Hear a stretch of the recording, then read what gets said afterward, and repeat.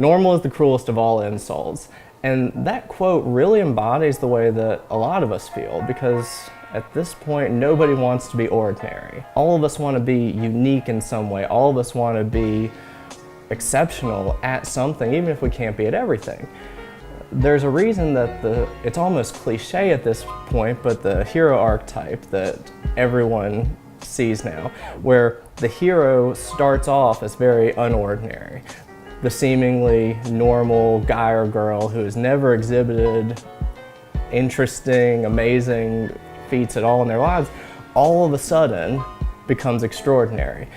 All of a sudden they beat up the bad guy, they exhibit superhero powers. Even though they've been an average athlete, they win the game for the team. All of a sudden they get attention from the guy, the girl, whatever it is, even though the entire span of their lives has indicated up until that point that they're pretty boring, all of a sudden they're extraordinary.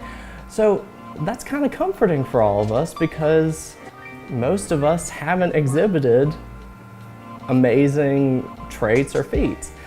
And that quote that we started with, that normal is the cruelest of all insults, it's really not an insult though, it's basic math. So just statistically, it's impossible for 95% of us to be truly unique. And again, that's not an insult.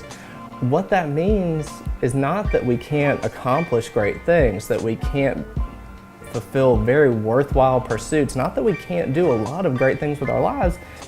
It just means that it's much more likely that it's going to be through hard work, dedication, grinding, that we actually do it, not because we're superhuman level fighters, amazing athletes, astounding musicians, something like that. It's going to be more or less more based on work, not based on sheer talent.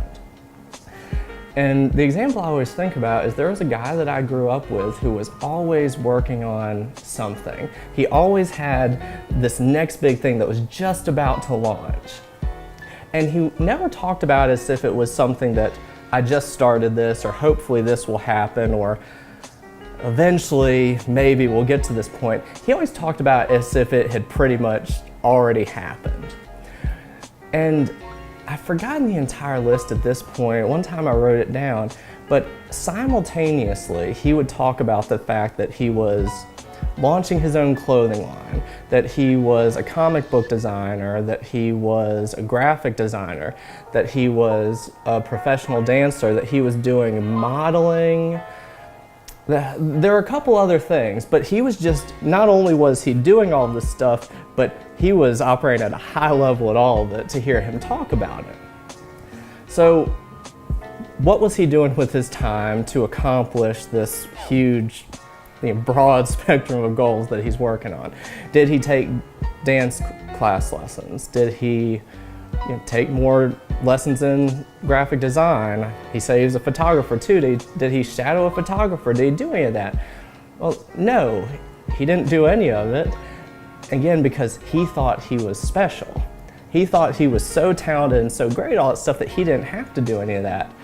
And you can guess what the result is. He never did any of it. He talked a good game, but because he wasn't willing to put in the work, he never accomplished any of those goals. And it's not that he was a stupid guy, or that he couldn't have been capable of it. For all I know, he could have accomplished any one of those goals if he really put his mind to it, but because he thought he was so talented, he didn't think he had to put in the hard work. So all of us can accomplish great things. Every single one of us can do great things in this world. We just have to remember that it's going to take dedication and hard work. It's not just going to be handed to us. Thanks guys, really hope you enjoyed that video. If you did, give it a like, give it a share, and give us a comment below so we know what you thought about it. I'm Micah Fraim.